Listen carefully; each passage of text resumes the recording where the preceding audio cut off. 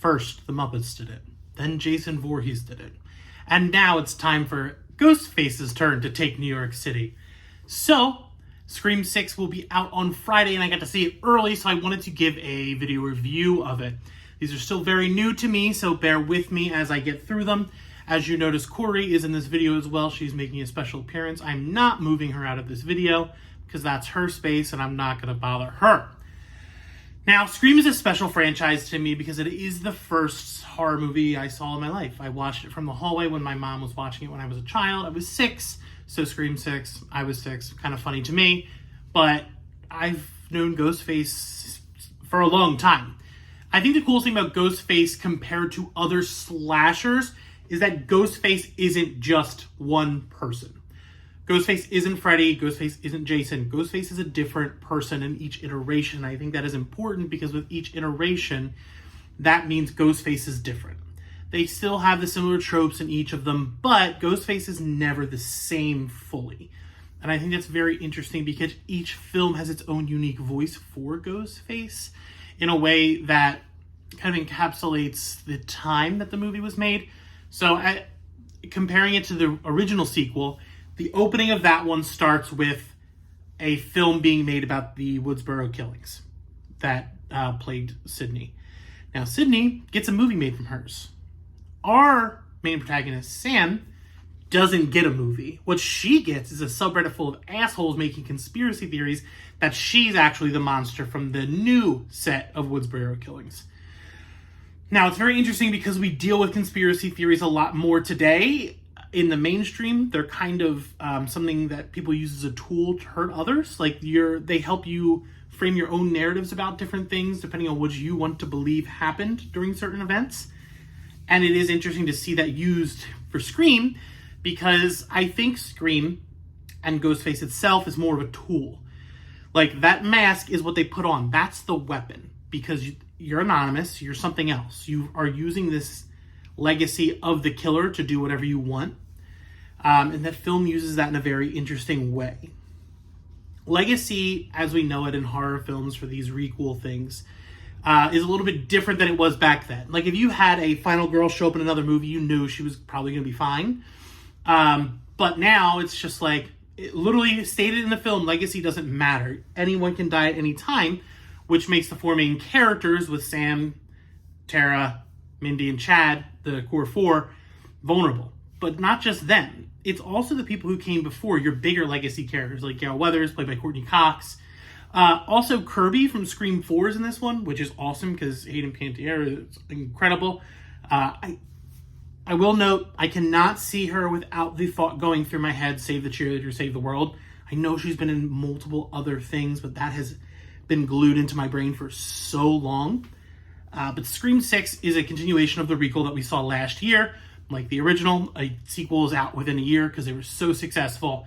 This one is written by James Vanderbilt and Guy Busick, with directed by Matt Bettinelli-Olpin and Tyler Gillett. It's incredible. The move to New York scared me a little bit because I've seen Jason Takes Manhattan. It's a movie, and there's a ferry ride from New Jersey to New York City, which doesn't make any sense in how they did it. But the move to New York is awesome. Like, there are a lot of things that feel big city. Like, there's the bodega attack that everyone has seen in the trailers, but there's so much more than that. There's this one scene that is an irrational fear of mine because I don't live in a high-rise apartment. I live like a story off the ground. I could jump and be fine, but people who are very high up don't really have that option. So it preys on a lot of those cool fears that are very unique to cities, which I think makes it a very unique horror film. And it makes use of New York as a character more so than just like, we're going to New York City. So I really enjoyed that. Now we've got Melissa Barrera as Sam and her sister, Tara, Jenna Ortega, as the main leads. Sam is really dealing with the trauma and still viscerally going through it because she found out she's Billy Loomis's daughter. Billy is one of the original killers from Scream 1, while her sister Tara has moved into college and just kind of wants to move on. But there's always lingering trauma underneath. These two are the main drive. But for me personally, I think Mindy and Chad, they're siblings. They're the niece and nephew of Jamie Kennedy from the original film, are the real driving factors of this one for me.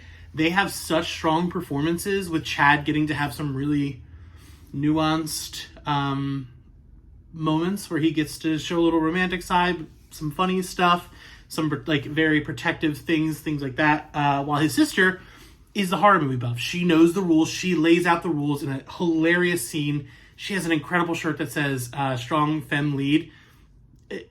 It's good. They're great. Those two are incredible, and she has a performance later in the movie that is so good for the scene. Oh, look, Mimi decided to come in too. That's Mira. That's the other cat. She decided to make her appearance in this video. Oh, there she is. She knows she's on camera. So, overall, I think Scream 6 really delivers on the sequel. Like, it's made... Scream, the one before, was called Scream. It was kind of like that requel thing where like they're not fitting into the series, but now this one is officially Scream 6, so it's franchised. We're going into 5. We're going into 6. 7 was already greenlit yesterday. It's already in production. It's going to be filming this year, I think it said. So we're going to be screaming for a long time. The movie is satirical, so there is a lot of jokes at the expense of film bros, which, good. I know I'm wearing a directed by Wes Craven shirt with a Del Toro hat, so I kind of look like I'm one of those people, but for me, film is just, I love the fun of it. I'm not super critical. Sorry if you're coming to this review looking for something super critical, but that's not what I am. There's a really good joke about letterbox people. Awesome. The opening to the film deals a lot with that and this satirical nature of horror and slashers in general. Maybe the strongest opening to a Scream film since Drew Barrymore. I can't get into spoilers because there is a twist in the opening that like I never saw coming, that I was just like, holy shit, this movie is a whole different beast. And from that moment, it is just 0 to 100. It's awesome. There are so many really cool kills in this. There's a really, really cool one that includes a door. I don't want to spoil it because I really want you to see it for the first time on the big screen if you can, if you feel safe doing that. But it balances its... There's not as much nostalgia as there is, this is a world where the Scream films happened. So there's a museum in the film where all of the different trinkets from the different movies are there. But it doesn't feel like it's, oh, hey, remember this? It's more like people have become so obsessed with serial killers now that they're glorifying them rather than vilifying them. As you see in the show Dahmer, people were making fan cams of fucking Jeffrey Dahmer. People are doing those similar types of things in the Scream universe. There's a fucking subreddit where they're making fan edits of the killers from the first requel. Like, it's mind-boggling to see this because you see it in real life. You're seeing these people get too obsessed and into something they should not think is good. And it never feels like a Member Berries thing where it's like, oh, remember when there was Scream 2? It's not like that. It's more along the lines of, oh shit, these killers happened and someone is using that to get to the Carpenter sisters in this one. And because everyone knows she's Billy Loomis's daughter, which is a huge deal, and it comes up again in this film. I do think the reveal of who Ghostface is in this one is probably the weakest part of the movie for me. Other than that, it is strong. There are some really, really good Ghostface scenes, and the calls he makes are really good.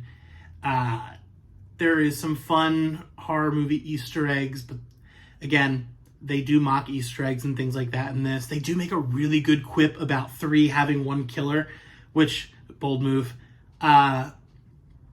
Overall, I think I really enjoyed Scream. Like, I generally enjoy most of them.